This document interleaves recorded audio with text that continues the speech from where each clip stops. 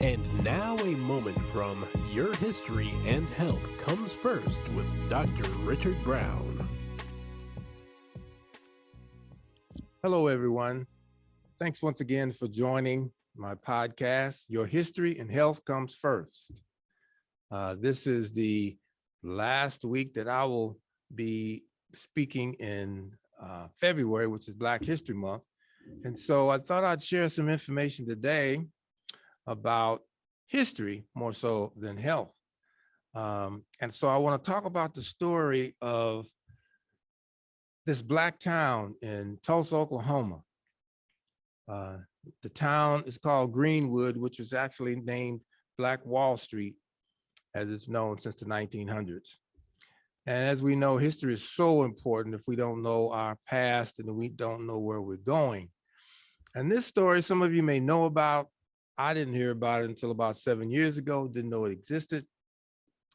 And it's very important to understand history because it helps you to have perspective. If you don't know what possibilities are, then you may not aspire to achieve certain levels. But if you know what people have done in the past, what accomplishments they achieved, it really, really helps. And we know in the Black community, lots of history was not told to us. Lots of history was kept from us, was distorted. We didn't have the types of leaders and role models in the past like we do today. And so it is so important to tell this story. And I'm really excited about it because I actually had the opportunity to go visit the area called Black Wall Street in Greenwood in Tulsa this past weekend. So let me start. This comes from information that was written and created by Tom Huddleston Jr. a couple years ago. So last year, the nation turned to Tulsa, Oklahoma as the city that commemorated 100th anniversary of one of its most tragic and shameful events, the 1921 Tulsa Race Massacre. In attendance at this commemoration last year was President Joe Biden, as well as Stacey Abrams, and then John Legend was present as well. So as the story goes, it was a century ago, 100 years ago, there were thousands of Black Tulsa residents. And these Tulsa residents built a large, sustaining community that supported hundreds of Black-owned businesses. It was known as Black Wall Street. And the 100th anniversary took place last year. This was the single worst incident of racial violence in American history.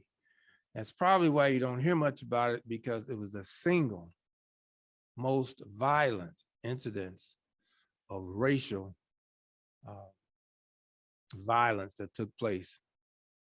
Now, this incident, which is estimated to have claimed the lives of about 300 people or more, the vast majority of them, of course, were Black, and it devastated a neighborhood that had grown over a previous 15-year period and had become the wealthiest enclaves for Black Americans in this country.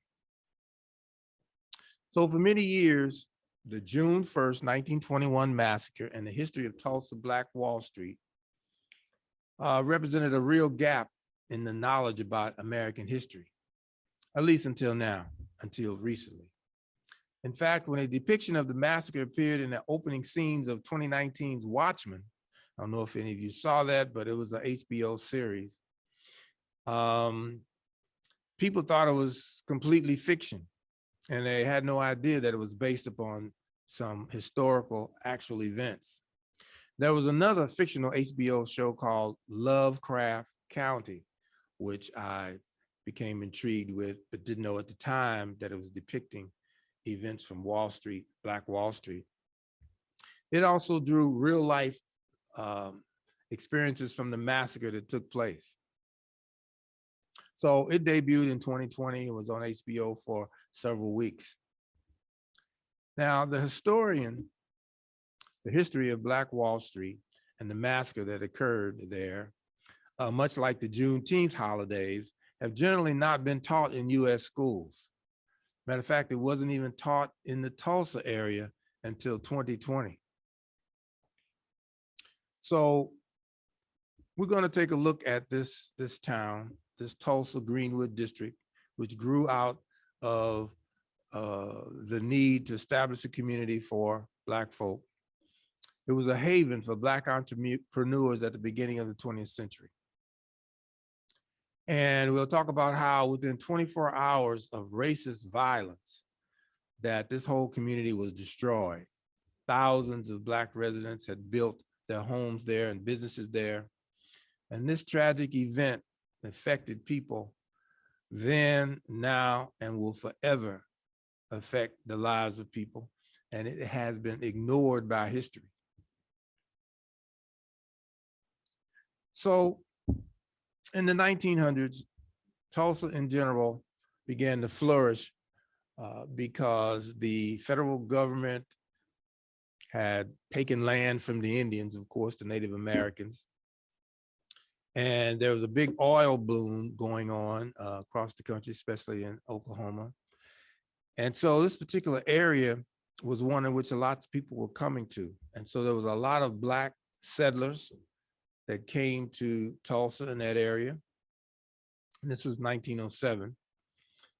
And then, and so one person that came, one of the first persons that came, a Black individual whose name was O.W. Gurley. That's G-U-R-L-E-Y. You can look this up. He moved to Tulsa and he bought about 40 acres of land. And his decision was to only sell that land to Black settlers. Of course, Black folk couldn't buy land. And so they couldn't buy land from the white people that were in the area. But Gurley decided that because he was wealthy enough to buy some land, he would only sell to people who were of African-American descent. So he had been born in Arkansas to former slaves, and we was mostly self-educated. But he believed in the fact that the Jim Crow experience that was going on there, that wasn't going to be good for him, and he needed to leave there. So he, like thousands of other African-Americans, moved to the Tulsa area where they were giving land away that they've taken from the Native Americans. The government was giving land away, and you could claim that land. But when Gurley got there, pretty much was all given away. And so he was able to buy up many, many acres, and then he sold land to Black folk. So he, in the beginning, established himself about 80 miles outside of Tulsa, where he claimed his position within the community. He actually became the principal of a local school, and he ran a successful local market, a store, and he became very successful and one of the first visionaries. He wanted to create something for Black people, by Black people, according to Hannibal Johnson, who wrote the book Black Wall Street, From Riot to Renaissance in Tulsa's historic Greenwood district. In an interview, Johnson told Forbes that Greenwood was perceived as a place to escape oppression, economic, social, political oppression in the Deep South. And it was an economy born of necessity, because it wouldn't have existed unless there was Jim Crow segregation going on at the time, which inhibited Black folk from participating in a substantial way in the larger white dominated economy. So Gurley loaned money to other Blacks and other entrepreneurs who were looking to start their own businesses. And this is how Greenwood district was established. So as Black entrepreneurs would build their businesses, they would buy from each other, they would borrow and support each other. And Gurley pushed for Black-owned businesses because he believed it was necessary in this particular era where there was segregation, that Black citizens were because they were barred from participating with the mainstream community, that they had to establish and own their own businesses. So one of his early businesses was the hotel that he built. And he built rooming houses, and he ran into and or established a relationship with another prominent individual by the name of J.B. Stratford.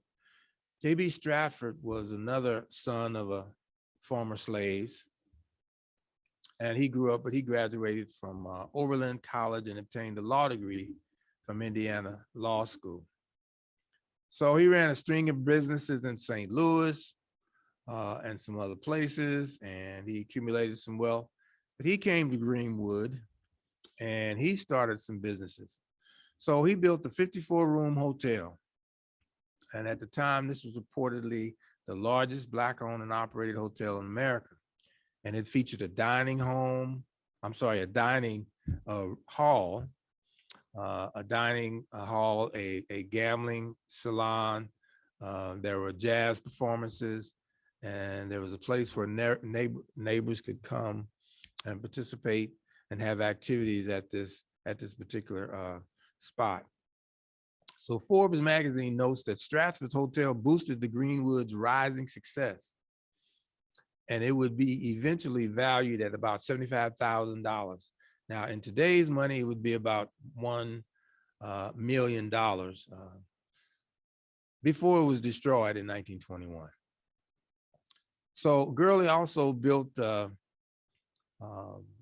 some homes and some houses and developed rental properties. He owned a Masonic lodge and successfully owned and operated a grocery store, and he supplied produce and vegetables and food from his 80-acre farm that he had outside of town. And so Gurley's fortune amounted to about $200,000, or about $2.7 million in today's money. There were other prominent business people that came there, business owners.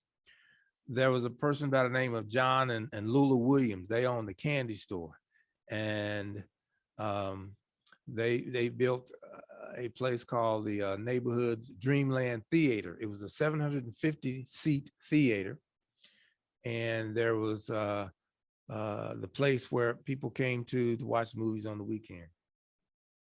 Andrew Smitherman was a lawyer who also founded and ran the Tulsa Star. So this was a newspaper, and the Star was one of the area's most prominent Black-owned newspapers. So the community also had its own hospitals, its public library. It was a modern, majestic, sophisticated, and unapologetic Black community, according to Josie Pickens, who wrote an article for Ebony in 2013. And it added the neighborhood, even that it had a remarkable school system and superiorly educated Black children. But by 1921, Tulsa's Greenwood district was one of the wealthiest Black communities in the United States and a center of Black wealth. So the community of roughly 10,000 residents were thriving and supported Black-owned banks, restaurants, hotels, grocery stores, luxury shops, along with offices for Black doctors and lawyers. But because Tulsa was still very much racially segregated at the time, Black residents mostly patronized Black-owned businesses, which helped the community to thrive.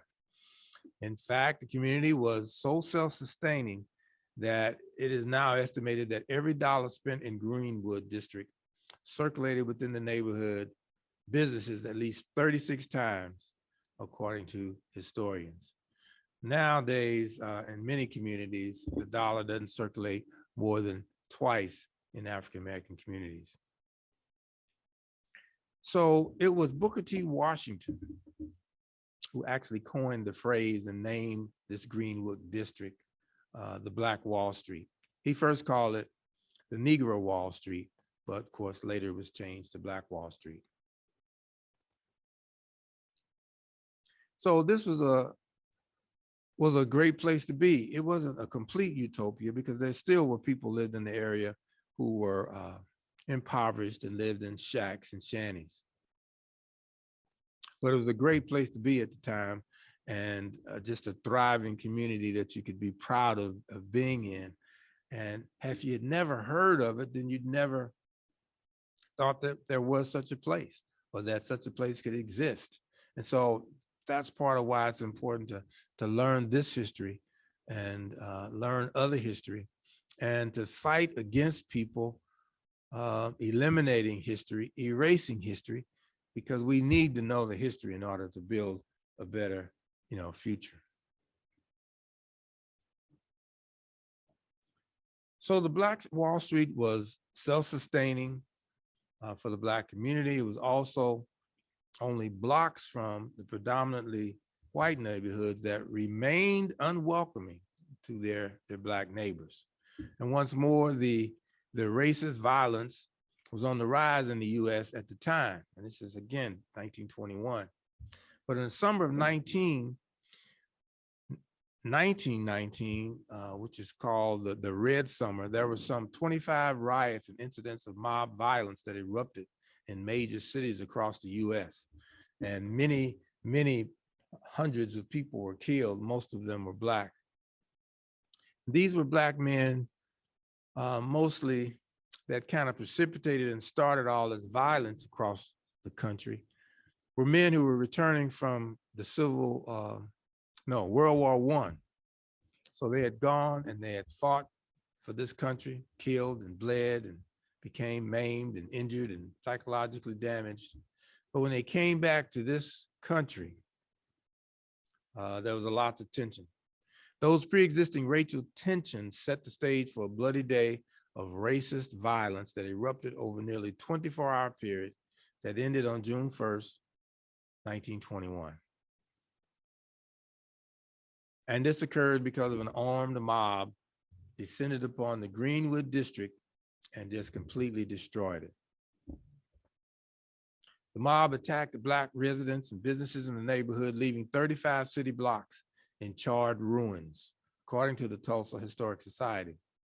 In the skirmish, as many as 300 people, mostly Blacks, were killed and hundreds more were injured, while thousands of Tulsa Black residents lost their homes and businesses.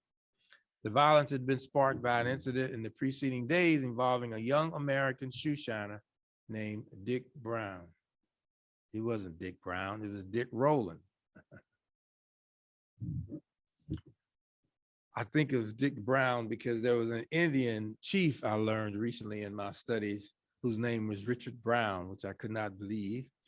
But anyway, this individual was named Dick Rowland. Dick Rowland was a young man who was pretty flashy. He was a good hustler. He was a shoe shiner. He did all kinds of odd jobs, but he did most of his shoe shining down in a building downtown. And the story goes that he rode in an elevator operated by a young white woman named Sarah Page. While reports of exactly what happened in the elevator can't be completely accounted for, it was widely believed that Rowland accidentally came into contact with Page, perhaps stepping on her foot or tripping and falling into her, according to different reports, causing her to scream. So one witness who heard the scream called the police, who eventually arrested Rowland on May 31st. Meanwhile, after a Tulsa Tribune newspaper article falsely claimed that Rowland had assaulted Page, rumors about the incident ran wildly, and some accounts even falsely claimed that he had raped the woman, according to the New York Times. So local law enforcement later admonished the Tribune for publishing an untrue account that helped to incite the violence, according to the Tulsa World. So Tulsa's Black residents, fearing that Rowland would be lynched by an angry mob, which was a horrifically regular occurrence that estimated to have happened thousands of times in the US during the Jim Crow era. Matter of fact, a similar incident happened here in Omaha also, where a young man was accused of assaulting a white woman and put in jail, and mobs formed outside the jail, and eventually the person was taken from jail, brought out, and hung in front of large crowds. And as the story goes, as my research and reading tells me, is that there was one person that brought his son to this particular lynching and watched the violence and the killing that took place. And he wanted his son to see it. And he said to his son, "This is what people can do to each other." Now, my understanding from my reading is that that individual, his name was Henry Fonda, the actor, the father of Henry Fonda, took his son to witness this incident. And this was in Omaha. So during that time, of course, the fight broke out because the crowds were both, black and white groups, and shots were fired. So back in Greenwood, same thing happened. Crowd came together. They wanted to make sure that Rowland didn't get taken out and killed and or lynched. And so they came armed, and the white population became armed, and they all were there. They didn't pull Rowland out. He stayed in jail, but they got into it with each other. They confronted each other, and shots were fired. So after that initial skirmish, the black residents retreated to Greenwood district, while the groups of white vigilantes reportedly spread throughout Tulsa. They began to attack all black people that they saw. On the morning of June 1st, a mob of over 1,000 white people overran the affluent black neighborhood, attacking and shooting residents. The white mob looted and burned most of the neighborhood, firing on residents who tried to defend themselves, but were outgunned by the attackers, some of whom reportedly had machine guns. Some survivors even said that the attackers flew over the area in private airplanes. And if you Google Black Wall Street and look at some of the footage, you can see that. So they dropped bombs on the buildings, on the people, and they shot people from the air. So the Oklahoma Historic Society reports that the violence trailed off later in the morning. And upon the arrival of the troops from the National Guard, though much of the neighborhood was already in ruins by that point, the National Guard tried to help stop what was going on, but reports also indicate that some of them actually participated in arresting black folk and participated in attacking black folk. This is according to the New York Times. So in the end, more than 1,200 homes were reportedly burned, leaving most of Greenwood district's 10,000 residents homeless. Over 6,000 of them were rounded up into internment camps by the local government, and they were forced to live in tents in some cases for months and months after the massacre. So in 2019, archaeologists in Tulsa discovered that they believe that they had identified some mass grave sites where people were buried after the massacre. Meanwhile, Rowland was eventually exonerated, but an all-white grand jury decided not to charge any white residents in the wake of the violence, which mostly blamed black residents, according to the Oklahoma Historic Society. So for many years after the massacre, there were some arguments over whether the incident should be referred to as a massacre or a riot. So early reports referred to the incident as a riot, according to the Tulsa Historic Society, noting that that terminology was used because they thought that using that terminology would keep the insurance companies from paying on any claims. Because if it's a riot, then they couldn't pay any claims. If it was a massacre, then that would lend itself to paying claims for all of the losses that took place in terms of property and businesses. So the Greenwood district was eventually rebuilt by some who refused to leave the city right after the massacre. But so by the end of 1921, and by 1925, many of the businesses were rebuilt, and they had the convention there. Booker T. Washington's National Negro Business League had their conference there in 1942. And at that time, there was about 200 Black-owned businesses, according to the reports from the Race Riot Commission. Still, many of the neighborhood's surviving Black residents never fully recovered the wealth that was lost amid the looting and the destruction. And for years, it is reported that Black women would see white women walking down the street in their jewelry and would snatch it off of them. This was according to John W. Franklin of the National Museum of African American History and Culture. He cited this in 2016. So as for individual entrepreneurs, Gurley and Stratford reportedly lost their fortunes in the violence and destruction, and both left Tulsa. And Stratford moved to Chicago, where he set up a successful law practice. Gurley moved to Los Angeles, where little is known of what he did before he died in 1935. Smitherman's newspaper press, business, and homes were all destroyed in the massacre.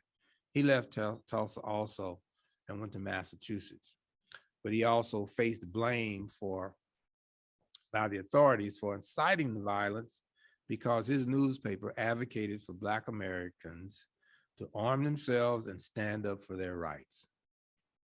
So the Dreamland Theater was rebuilt by the community after the massacre, but the theater and many of the other rebuilt businesses eventually were shut down a few decades later. So as Tulsa neared the mid-century mark, increasing integration across the country meant that Black residents no longer needed to only spend their money in Black businesses, which sent money outside of the community. What's more, Tulsa, like many other US cities, committed to urban renewal plans in the 1960s and 70s. They actually, built roads and bridges and highways through the heart of the Greenwood district. And that cut the neighborhoods up. Similar thing happened here in Omaha, Nebraska. So today, the district's main thoroughfare, the Greenwood Avenue, cuts through the Tulsa campus of Oklahoma State University. Now, 2001, an Oklahoma State Commission to study the 1921 massacre delivered a fact-finding report. It was meant to officially recognize the tragic events after decades of its being ignored by the local government. The commission determined that some form of reparations should be made to the massacre survivors and their descendants. But of course, the federal judge ruled against the commission's calls for the reparations in 2004. And there are still human rights groups who are watching this and are still calling for the government to offer some sort of reparations to the massacred individuals, survivors. Now in 2020, the city dedicated a park. It was a park that was called the Greenwood District Park. And you can see that park now, and they've created some walkways between the park and the new Greenwood District. In 2018, officials also dedicated a Black Wall Street mural painted on one side of the highway that now runs through Greenwood. And local leaders have worked to secure $25 million in funding for the Greenwood Rising History Center. This is a museum offering educational programs about the district's history, which will and did officially open up about 6 months ago. And again, I went to Greenwood this past weekend and was able to visit that center. And it was a remarkable experience to see how they created the museum and went through and identified and created the atmosphere that existed in Greenwood during that time. They've also in recent years tried to reconstruct the home of at least one family who was 105 years old, one of the survivors that was still living. Her name was Leslie Benningfield Randall. And so that happened in recent years. And the Chamber of Commerce in Greenwood is now beginning to try and raise $10 million to restore and rebuild the district through a campaign called Restore Black Wall Street. So my time is up. That's the story of Black Wall Street. If you've never heard about it, I'm glad to introduce it to you. There's much, much more written on it. I would encourage you to Google and go take a look at it. It is very enlightening. So until next time, your history and your health comes first. This is Dr. Richard Brown. Thank you for listening. This has been Your History and Health Comes First with Dr. Richard Brown. And you can leave suggestions at ewcfacts@gmail.com. That's ewcfacts@gmail.com. This has been an EWC Communication production.